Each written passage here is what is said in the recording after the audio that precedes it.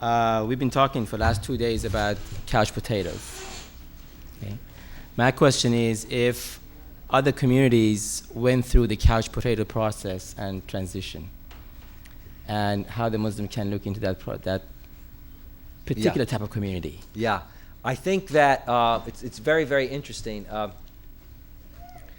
One of the things that happens when communities come here was an experience that I had as a young man. I was raised in an Italian neighborhood, Italian Catholic neighborhood in Brooklyn, and as far as I could walk, it was all Italian Catholics. And it was only when I got older that I began to move into a much more pluralistic setting. And indeed, I also went to Catholic schools and Catholic college. And it was only when I went to Temple University that I really moved into a much more pluralistic setting. But I remember as a young man running into situations as I started to move around the country where I ran into people and I suddenly, after it, would go up to them and say, "You're Italian, you're Catholic." And they'd look around nervously and say, "Yes." I'd say, "But your name?" And they had changed their name. They had changed their name to fit in to the community. As one fellow said, "Given where I live, I sell insurance. I could never do it."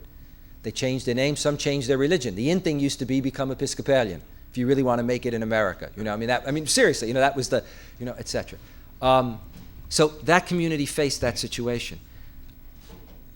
It will seem ironic to you, but the community that I think shares the most with Muslims at one level is the Jewish community.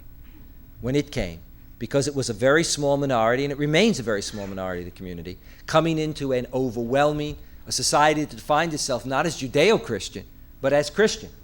Judeo-Christian, that term is pretty much a post-World War II term. So that before, people simply would have described themselves who were Christian as Christian, not coming from a Judeo-Christian tradition. And that Jewish community had to figure out how to establish itself.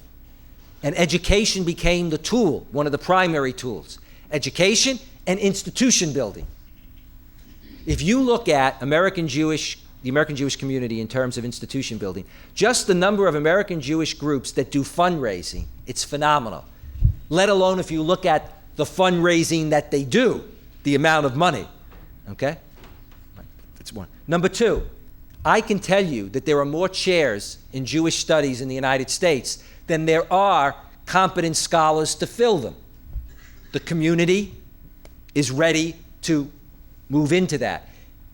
Building synagogues, building schools, etc. It's that kind of institution building.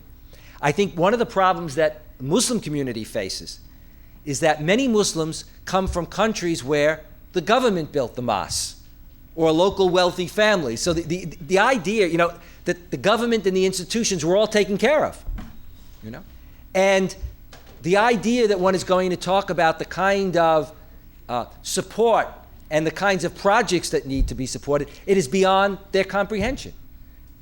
I remember once raising money we have at Georgetown a chair for Islam in Southeast Asia, and it was funded by Malaysian businessmen. And I remember meeting with one of them, and he said to me at one point, "Professor, you're talking about $2.5 million. That's a lot of money." And his friend turned to him and said, "But each of us is being asked to give $500,000, and you would be willing to spend more than that to bring Disney World here." In other words, as a corporate venture. And the fellow sort of thought for a second and smiled and said, "You're right." And everything moved quickly forward.